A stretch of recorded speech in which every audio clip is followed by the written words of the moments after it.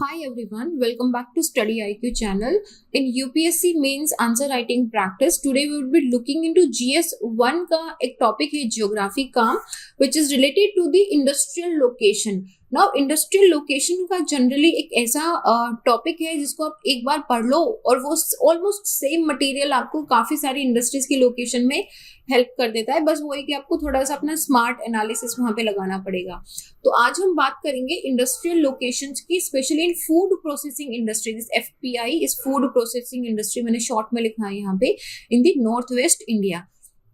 Question जब ये आया था तो काफी सडनली थोड़ी सी हलचल थी कि बड़ा ही स्पेसिफिक क्वेश्चन आया है नॉर्थ वेस्ट से रिलेटेड एंड FPI से related. Even I was also looking into that. So इस बारे में आज हम डिस्कस करेंगे. इन जनरल हम जो डिस्कशन, हमारा जो मेन फोकस डिस्कशन रहेगा वो रहेगा इंडस्ट्रियल लोकेशंस पे.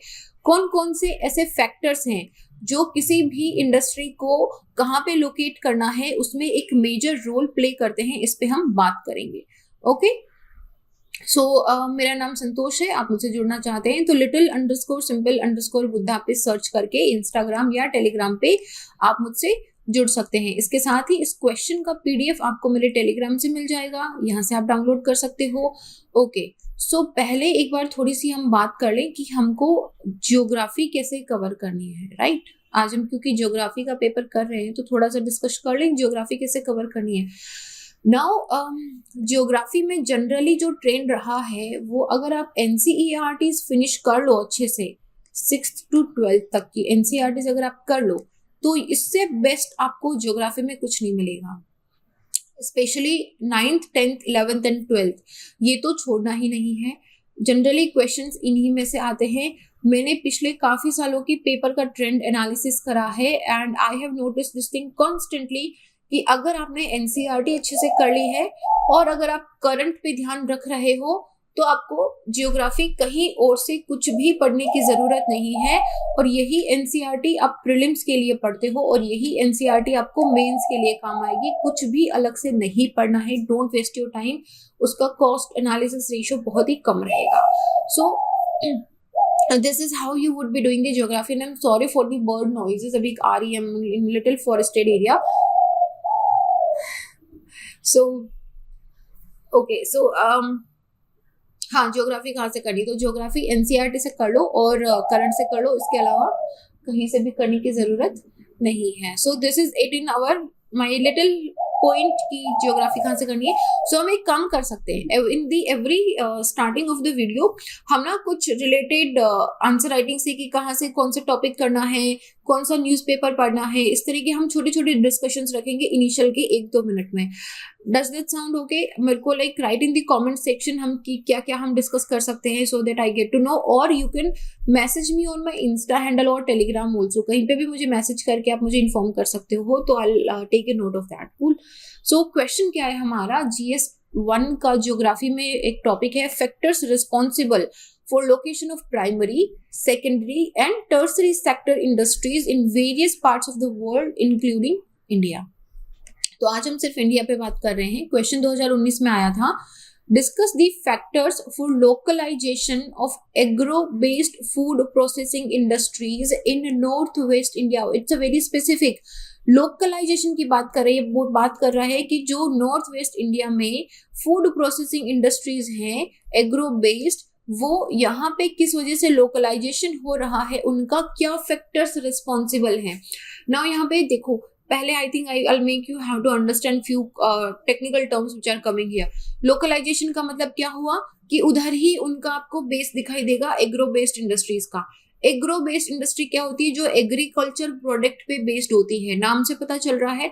फूड प्रोसेसिंग इंडस्ट्रीज क्या होती हैं, जो हमारा रॉ मटेरियल है फूड का, जैसे व्हीट हो गया, बाजरा हो गया, किसी भी तरह का राइस हो गया, तो इन सारे को, इन सब को प्रोसेस करके ये ईडेबल प्रोडक्ट्स में, जैसे कि आपका बेकरी प्रोडक्ट हो गया, आपकी राइस की डिफरेंट स्वीट्स हो गई हैं, या फिर जो हमारे ब्रेड्स हो गए हैं, ये इन तरह बिस्किट्स हो गए हैं, इन तरह के प्रोडक्ट्स में इनको कन्वर्ट करना ताकि ये सीधे ईडेबल, आप इनको एक्सपोर्ट कर सकते हो या आपको सीधा इनको खा सकते हो.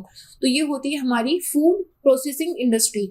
Raw material of the food जो एग्रीकल्चर से मिल रहा है इसको प्रोसेस करेंगे और इसको दूसरे मटेरियल में कन्वर्ट करेंगे. जनरली ये जो इंडस्ट्रीज होती हैं ये वैल्यू एडिशन इंडस्ट्रीज भी होती हैं। कैसे होती है? आप 1 किलो गेहूं लेके आते हो, कितने रुपए का आता होगा? On an average take it 10 rupees का आता होगा, ठीक है। अगर आप एक ब्रेड का पैकेट लाते हो तो कितने रुपए का आता है? 40 या 50 रुपए का आता है। क्या हुआ? 1 किलो गेहूं के अंदर 4 ब्रेड के पैकेट शायद बन जाएं, लेकिन रेट देखो आप 4 गुना 5 गुना हो गई है, ठीक है। तो ये क्या करा हमने? वैल्यू एडिशन कर दिया 30 रुपीज का। तो this 30 rupee value addition is done by the food processing industry. इसलिए फूड प्रोसेसिंग इंडस्ट्रीज पे बहुत एम्फेसिस भी करा जाता है। तो क्या है, उसको लोकलाइजेशन करने के पीछे के फैक्टर, स्पेशली हमने कहाँ पे बात करनी है? नॉर्थ वेस्ट एरिया में। नॉर्थ वेस्ट एरिया कौन सा हो जाएगा हमारे मैप में? Have a look in your map. Rajasthan, Gujarat, Punjab, Haryana, western UP, ये सारा एरिया आएगा हमारा नॉर्थ वेस्टर्न इंडिया के अंदर। तो क्या रीजन है इसमें? एक बार पहले खुद से सोचो। एक खुद क्वेश्चन में आपको लिखा है एग्रो बेस्ड, यहाँ पे Punjab, Haryana, western Rajasthan, not western Rajasthan sorry, upper northern Rajasthan के अंदर यहाँ पे आप देखो राइस एंड व्हीट का बहुत प्रोडक्शन होता है। रेस्ट ऑफ द राजस्थान के अंदर कोरस ग्रेन का बहुत प्रोडक्शन होता है। फिर यहाँ पे जमीन है, एग्रीकल्चर है, यहाँ पे इस तरह का एनवायरमेंट है, ह्यूमिड एनवायरमेंट नहीं है, तो it is important for food processing industries. यहाँ पे आपको लेबर मिल जाएगा। तो ये कुछ फैक्टर्स हैं जिनकी वजह से यहाँ पे एफपीआई जो फूड प्रोसेसिंग इंडस्ट्रीज है वो बहुत अट्रैक्ट हो रही है। सो ओवरऑल क्या रीजन है, क्वेश्चन में डिस्कस करते हैं, बहुत बातें हो गई। तो एग्रो बेस्ड इंडस्ट्री किसको बोलते हैं? जहाँ पे जो प्लांट और एनिमल बेस्ड प्रोडक्ट्स होते हैं उनके रॉ मटेरियल से फाइनल प्रोडक्ट बनाया जाता है। फूड प्रोसेसिंग जैसे कि आप जो सरसों होती है उससे सरसों का तेल बनाते हो, कॉटन से कॉटन ऑयल बनाते हो, कॉटन टेक्सटाइल हो गई है, ये भी food process, cotton textile is agro based industry, actually food processing नहीं है। डेयरी प्रोडक्ट्स हो गए, लेदर इंडस्ट्री हो गया, ये सब एग्रीकल्चर है। अभी आप बोलोगे कि लेदर कैसे हो गया? देखो एग्रीकल्चर के अंदर एग्रीकल्चर और अलाइंड भी आता है, जैसे लाइव स्टॉक है वो भी एग्रीकल्चर के साथ ही में आता है। तो जो एनिमल से जो लेदर होता है that is the leather industry which comes under the agro based industry. तो agro based food processing industry में क्या हो जाएगा?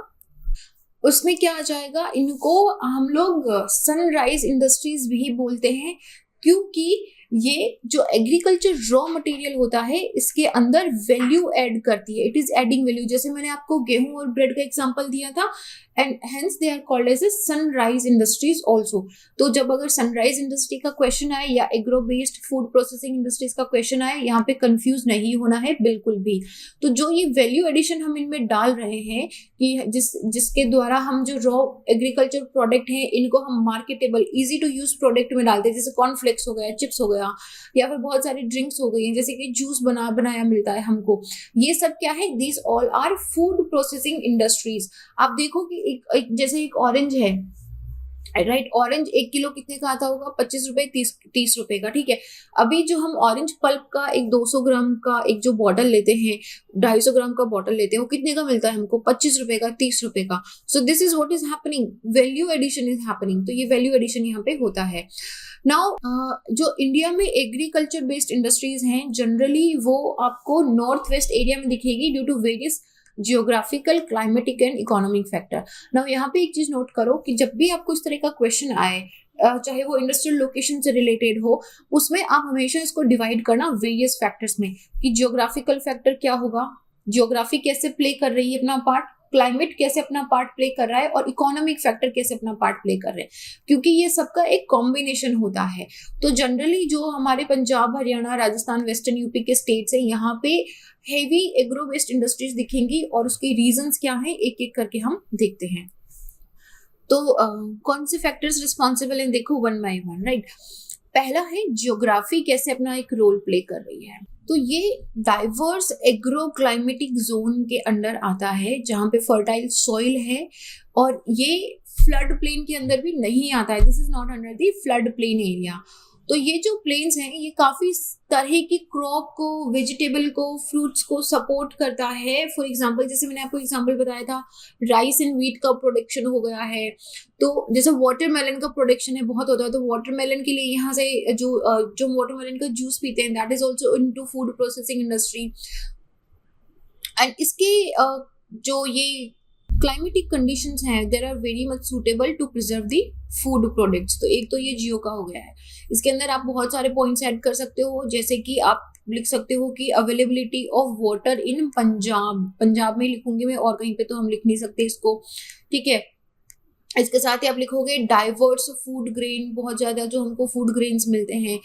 फिर सेकेंड पॉइंट है हमारा इनपुट्स में क्या है। देखो यहाँ पे एक अट्रैक्टिव बेस प्रोवाइड हो रहा है फूड प्रोसेसिंग इंडस्ट्रीज को। जैसे पंजाब में 17% तक का राइस और 11% तक का व्हीट प्रोडक्शन होता है, तो this is a huge amount. यहाँ पे आपको रॉ मटेरियल बहुत अच्छे से प्रोवाइड हो रहा है।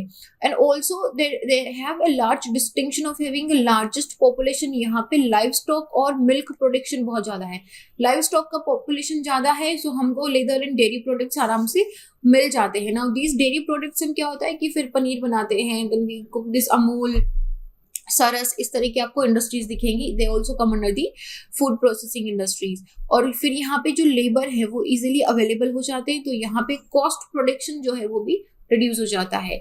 इंफ्रास्ट्रक्चर की अगर बात करेंगे तो इंफ्रास्ट्रक्चर बहुत इंपॉर्टेंट रोल प्ले करता है किसी भी इंडस्ट्री के लिए, कि वो आपको सामान को, रॉ मटेरियल को फैक्ट्री तक ले जाने में और फैक्ट्री से जो सामान बना है उसको मार्केट तक डिस्ट्रीब्यूट करने के लिए हमको एक वेल स्टैब्लिश्ड रोड चाहिए। सो ये जो वेल कनेक्टेड ट्रांसपोर्टेशन नेटवर्क हो गया। एंड देन इलेक्ट्रिसिटी, क्योंकि these industries work on the electricity, इनमें मशीन्स होती हैं, तो यहाँ इनको सब्सिडाइज इलेक्ट्रिसिटी मिल जाती है, सब्सिडाइज रेट पे इलेक्ट्रिसिटी मिलती है, तो इनका प्रोडक्शन जो रेट है वो कम होता है। इरिगेशन फैसिलिटी है, जैसे इंदिरा गांधी या भाखड़ा नांगल जो कनाल से हमारी, वहां से इनको इरिगेशन फैसिलिटी, और इसके आसपास में हाइड्रो इलेक्ट्रिसिटी से इनको चीप इलेक्ट्रिसिटी भी मिल जाती है। Then we have a number of warehouses and storage facilities also in these industrial areas। फिर है एग्रीकल्चर मार्केटिंग, एपीएमसीज या जो हमारी लोकल मंडी होती है ऑर्गेनाइज्ड, इनके थ्रू एग्रीकल्चर के जो एक्सपोर्ट जोन्स बनाए गए हैं अलग से, कि वहां से एग्रीकल्चर की जो भी वैल्यू एडेड प्रोडक्ट्स बनेंगे उनको एक्सपोर्ट करा जाएगा। मार्केट यार्ड्स बने हैं अलग से। सो ये आपको ऐसा लग रहा होगा कि this is not a very important factor, but actually छोटे छोटे फैक्टर्स बहुत इंपॉर्टेंट रोल प्ले करते हैं।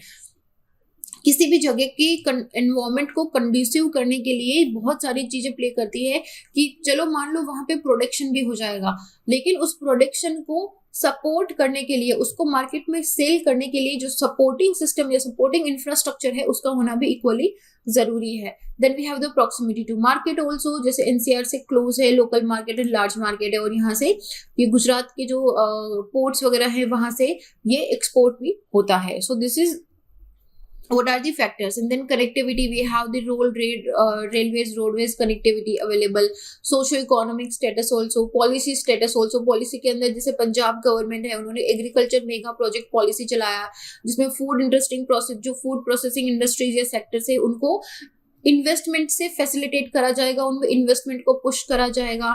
एडिशनली लार्ज लैंड होल्डिंग है यहाँ पे, कंपैरेटिव टू यूपी बिहार अगर आप देखोगे तो राजस्थान पंजाब हरियाणा के अंदर आपको लैंड होल्डिंग जो है वो ज्यादा बड़ी दिखाई देगी कंपैरेटिव टू दीज एरियाज। यहाँ पे सिंगल विंडो क्लियरेंस मिल जाएगा हमको। मेगा फूड पार्क है, national mission on food processing is one thing. संपदा योजना बनाई थी अगर आपको पता है तो, फूड प्रोसेसिंग इंडस्ट्री को पुश करने के लिए, और इसमें ऑटोमेटिक रूट से 100% एफडीआई यहाँ पे फूड प्रोसेसिंग इंडस्ट्री में अलाउ करा हुआ है। तो ये काफी ये जो इन्वेस्टमेंट है इसको स्मूथ कर देता है। Then the capacity building and research and development also plays a huge part. जैसे national institute for food technology entrepreneurship and management है, जो सोनीपत हरियाणा में सिचुएटेड है। It is working on building the manpower capacity, कि जो लोग हैं उनको ट्रेन करा जाए किस तरीके से आपका जो रॉ एग्रो मटीरियल है इसको वैल्यू एडेड करा जा सकता है। सिमिलरली नेशनल इंस्टीट्यूट ऑफ मेज रिसर्च है लुधियाना के अंदर, तो ये भी it is working on the development and research of the agriculture productivity, और किस तरह की बिजनेस अपॉर्चुनिटीज इसमें जनरेट करी जा सकती हैं। तो ये कुछ फैक्टर्स हैं।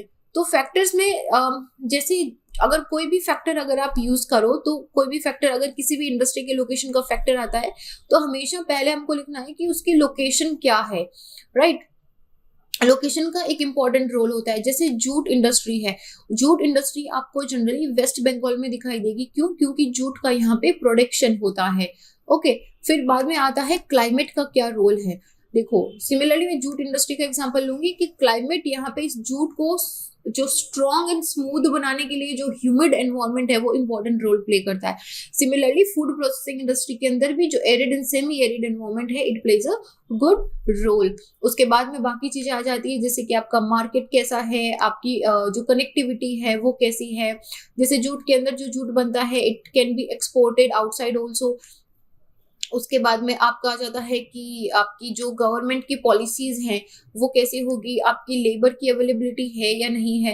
ये कुछ टॉपिक्स हैं जो हमेशा किसी भी इंडस्ट्री की लोकेशन में रहेंगे और इनको आपको लिखना ही लिखना है। अलग से अगर आपको कुछ मिलता है तो that is well and good, नहीं तो ये तो these are the points you have to mention. तो चैलेंजेस भी हैं इसके अंदर, कुछ चैलेंजेस हैं जैसे कि एक तो क्लाइमेट चेंज की वजह से प्रोडक्शन में फ्लक्चुएशंस हैं और उस फ्लक्चुएशन की वजह से रॉ मटेरियल की अवेलेबिलिटी भी इतनी स्टैटिक नहीं रहती है। एपीएमसी एक्ट जो है उसके इनएडिक्वेट इम्प्लीमेंटेशन और अभी जो फार्म लॉज आए हैं उसकी वजह से और भी डिस्टर्बेंस हो जाएगा। मल्टीप्लिसिटी ऑफ दी मिनिस्ट्रीज, बहुत सारी मिनिस्ट्रीज इसके अंदर इंक्लूडेड रहती है तो उनके जो विजन्स हैं वो इतने अलाइन नहीं रहते, इसकी वजह से भी थोड़ा इनमें प्रॉब्लम क्रिएट होता है। Then laws to regulate food value chain, इसके लिए भी कोई ऐसा पर्टिकुलर लॉ नहीं है।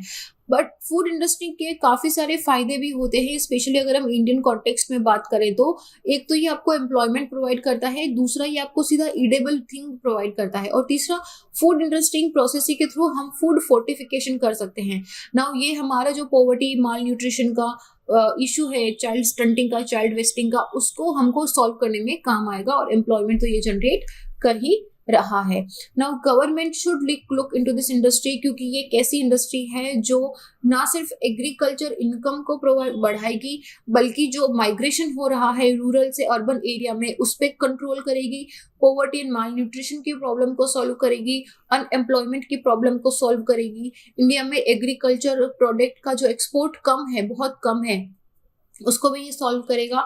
तो इस तरह के काफी सारे प्रॉफिट्स हैं इसके और ये it can be a big ticket for foreign and domestic investment. और यहाँ पे स्मॉल स्केल इंडस्ट्री, स्मॉल या मीडियम इंडस्ट्रीज जो है they can also play a very huge role. So this was about कि agro based food processing industry north west India में क्यों है। इसके साथ ही आई थिंक हमने ऑलमोस्ट पूरा देख लिया है कि लोकेशनल फैक्टर्स क्या होते हैं किसी भी इंडस्ट्री के। So this is it, do write the answer, जब तक नहीं लिखोगे नहीं होगा। Exactly I repeat the same thing in almost every question, so I hope you guys will take note of that and you will start writing.